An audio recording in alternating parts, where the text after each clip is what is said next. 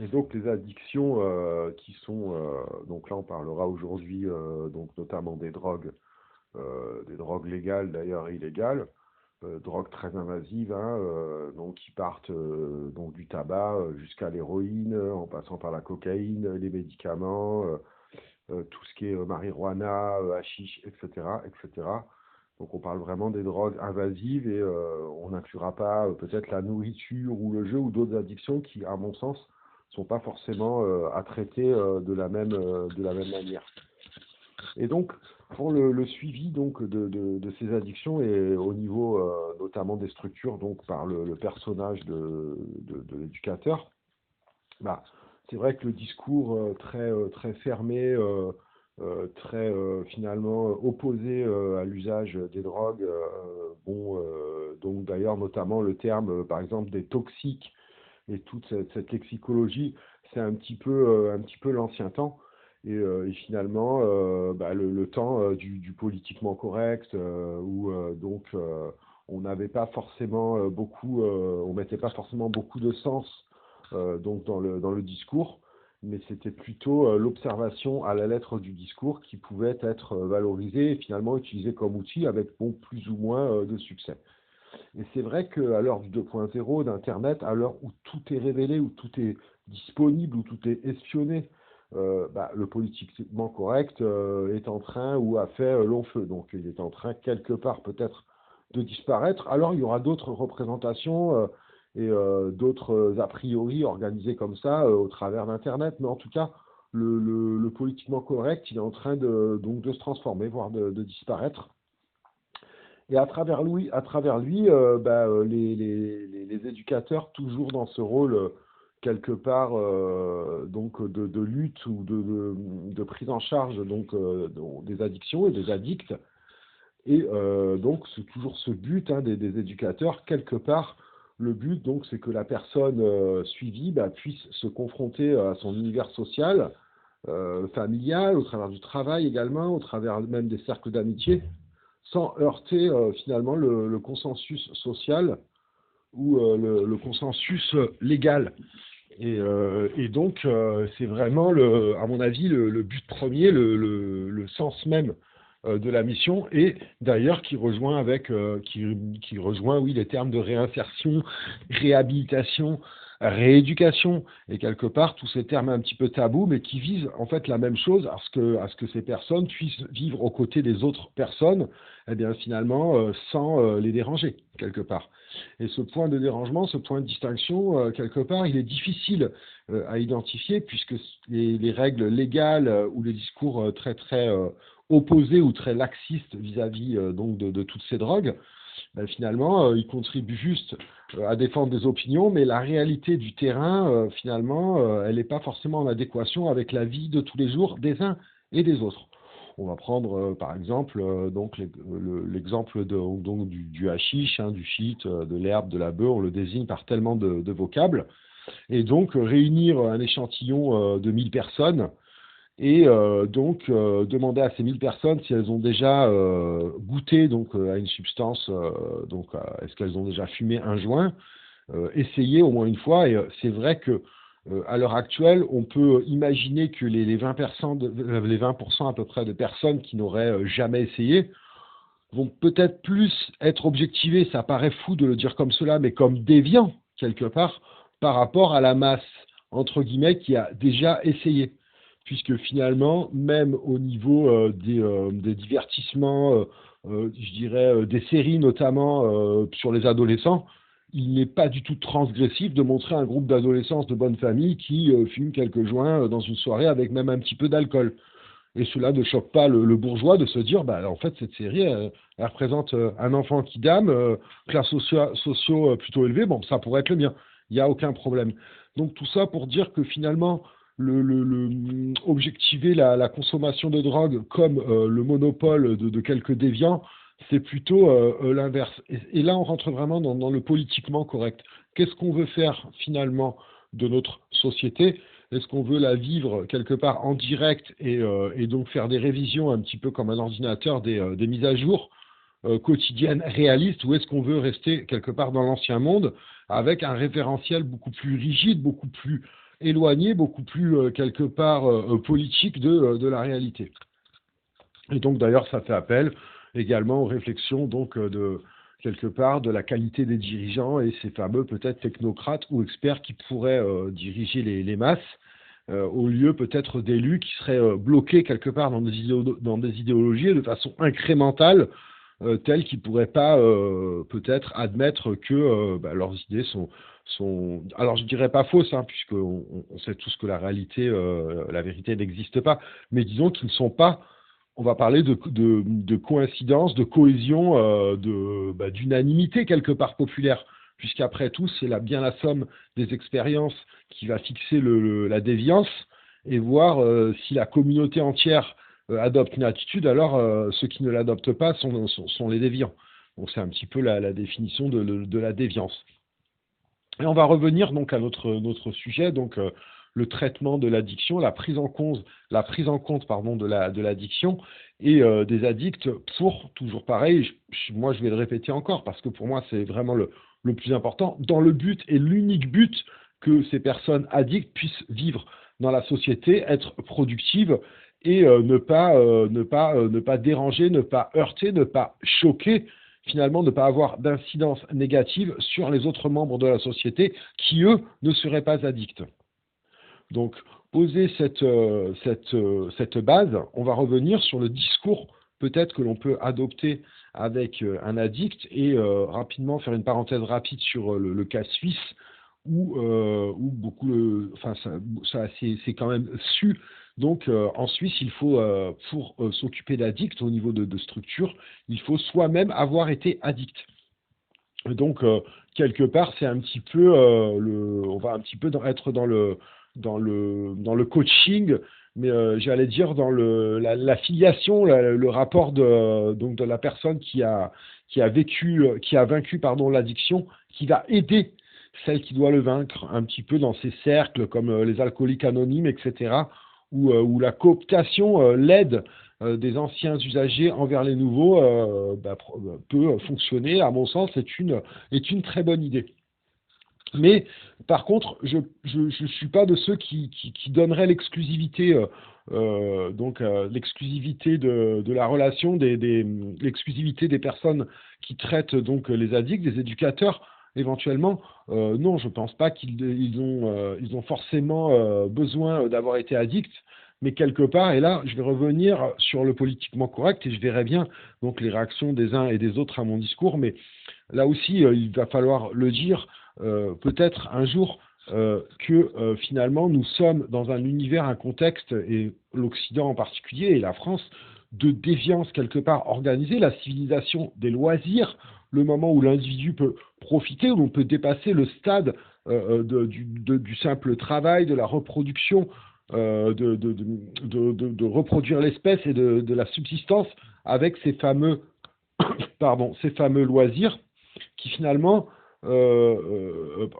incite à la consommation de ce qu'on appelle les toxiques. Et par exemple, aussi, on peut dire que la consommation de toxiques pour assurer un travail qui serait très difficile, un labeur, peut-être a préexisté à cette fameuse civilisation des loisirs où le toxique s'est invité quelque part dans la vie des uns et des autres. Et donc, pour en revenir à ce sujet, faut-il avoir été addict pour s'occuper d'addicts?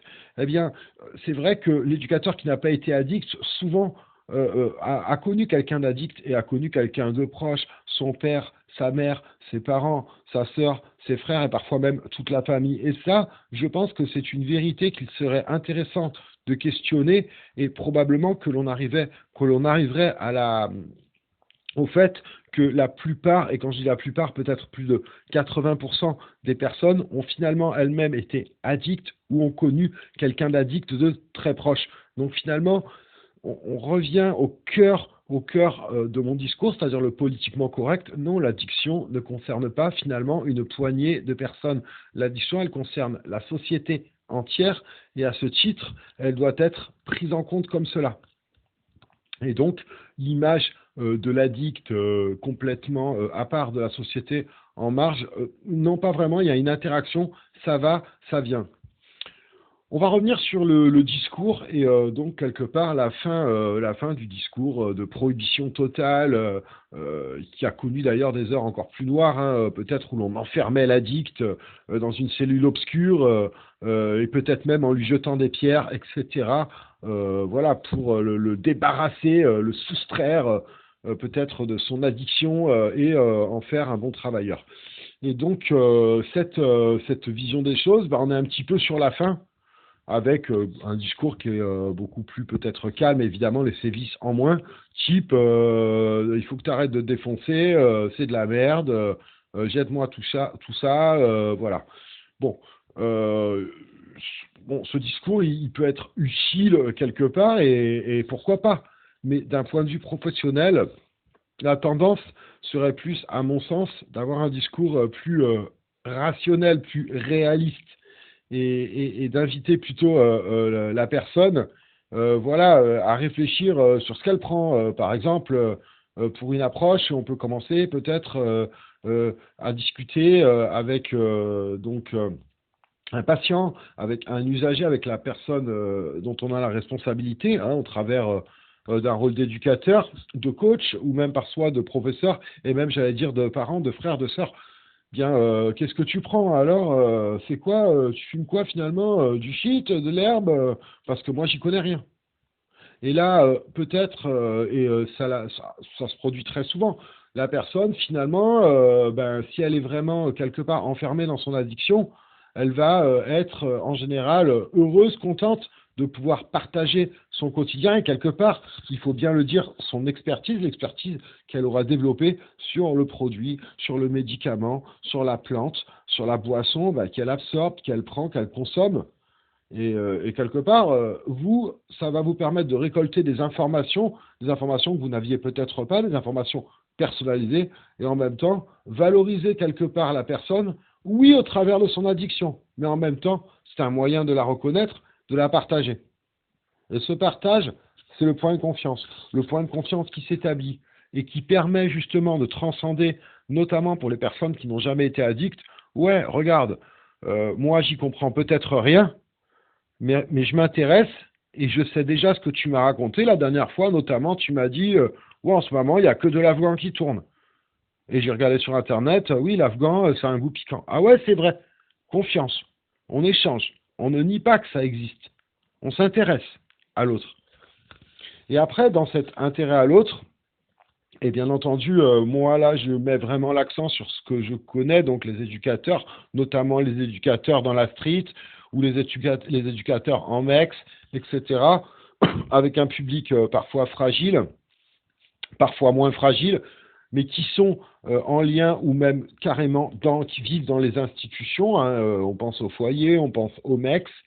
Eh bien, c'est vrai que le discours suivant, hein, après cette mise en relation, quelque part, cette reconnaissance préalable, je sais ce que tu fais, tu me l'as dit, on va pouvoir en parler, je suis peut-être moins à côté de la plaque, puisque tu m'as expliqué. Et puis, si je suis encore à côté de la plaque, bah donne-moi d'autres détails. Ah bon, je te fixe pas. Ben non, c'est nul, moi j'aime pas me fixer, ce que j'aime, c'est taper. Ah bah ouais, par le nez, bah ouais, c'est ça, etc. Donc une discussion un peu surréaliste, mais une discussion, un échange. Et après cet échange, effectivement, pour moi, l'un des piliers qui fonctionnera peut-être plus avec les adultes qu'avec les ados, c'est beaucoup plus difficile et où j'ai beaucoup moins d'expertise, mais en tout cas avec un public adulte, le bon discours. Après, c'est ouais, d'accord, tu défonces, mais voilà, moi j'ai toujours entendu dire, et il me semble que c'est quelque part tout à fait logique, bah, que quand on va pas très bien, finalement, la drogue, ça marche pas. Et effectivement, c'est vrai que d'un point de vue, je vais dire, pragmatique, on peut imaginer que, entre guillemets, je vais le dire de façon tout à fait vulgaire et à mon avis le plus intelligible possible, bah, c'est vrai que quelqu'un qui va pas bien, je veux dire, qui a vraiment des gros problèmes sociaux, vraiment des grosses galères, bah, faire la fête, se défoncer, honnêtement, déjà c'est un petit peu, entre guillemets, si j'ose dire, du gaspillage de temps et d'argent. Et surtout, bah, le résultat en général, c'est le bad trip au bout. Parce que on le voit toujours pareil, moi j'en appelle au modernisme, et peut-être au siècle dernier on aurait parlé de littérature, mais maintenant bah, on le voit très bien dans les séries. Je veux dire, quand on se met, et là pareil, on va utiliser le registre de la street un petit peu, quand on se met la minace, je veux dire, à 6 heures du matin ou à 8 heures du matin, ben finalement, quelques heures après, on tombe sur le batterie, puis il est 10 heures du matin, tu es complètement minastre. Voilà. Et donc, pour arriver finalement au bout de quelques temps, en ayant ce discours, moi je te donne un espoir, et cet espoir, c'est de te dire, si tu te calmes, voir si tu arrives à stopper de te défoncer pendant quelques temps, ou au moins bien te calmer, tu arriveras peut-être à te rétablir au niveau du travail, ou alors au niveau du logement, au niveau familial, à différents niveaux, voire même peut-être à plusieurs niveaux, peut-être même à tous les niveaux. Et quand tu seras arrivé à ce stade, effectivement, tu pourras peut-être de temps en temps te défoncer, et tu prendras plaisir, et tu rejoindras, et on revient à mon discours précédent, donc tu reviendras à une vie plus normale, et donc comme 70 ou 80% des Français, tu feras l'apéro de temps en temps avec des produits qui sont peut-être pas ceux que l'on attend ou qui le sont. Donc alcool, même de la cocaïne, même de l'héroïne, etc. On le sait, toute chose en excès est mauvaise, et certains produits sont tellement forts qu'ils sont mauvais très vite, et en excès encore plus vite. Mais il faut entendre et raison garder, donner, à mon avis, un espoir aux personnes qui sont vraiment dedans. Oui, peut-être que demain, tu pourras un peu, voilà, même si finalement le but peut être un arrêt total, mais en tout cas, la route est longue, et cette route finalement, elle passe forcément par des micro-étapes, et ces micro-étapes, c'est bien l'éducateur quelque part qui doit les positionner, qui doit les faire exister, avec quelque part aussi ce mirage finalement de lui promettre quoi? Ben, la fonction pour laquelle les éducateurs et éducatrices sont en place, c'est de pouvoir vivre comme les autres.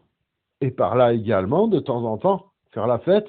Et quand on dit faire la fête, le langage commun, on sait très bien ce que ça veut dire.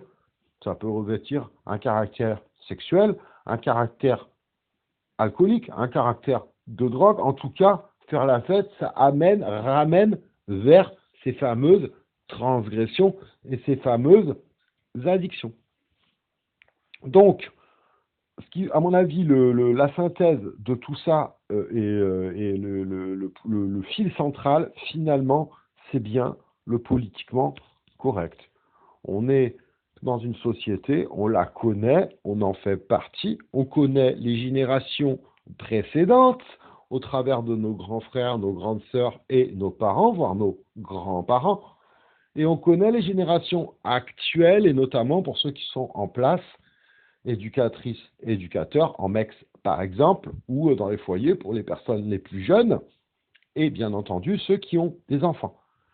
Et finalement, quand on arrive à se libérer finalement du message que l'on peut entendre dans les médias, ou des messages politiques, ou des idées toutes faites, il suffit de prendre en compte sa propre expérience et de regarder autour de soi pour constater le point d'éloignement de la personne qu'il faut aider, qu'il faut prendre en charge, et à partir de là, tracer des jalons réalistes sans tomber dans l'abîme finalement de la distance sociale. Donc, en résumé, il ne s'agit pas, bien entendu, de faire popote avec l'usager, le patient, la personne suivie, mais par contre de créer cette relation de confiance qui ne serait pas quelque chose de froid, et surtout de condescendant, voire même qui montrerait l'abîme si important entre eux et nous. Or, comme je l'ai dit précédemment, finalement, cet abîme, à mon sens, il a peut-être été exagéré, et sa profondeur n'est peut-être pas si importante. En tout cas, je pense que si on admet que la profondeur est importante, alors on met des difficultés, finalement, on met des entraves à la possibilité de réhabilitation, de réinsertion. Je vous remercie, à bientôt.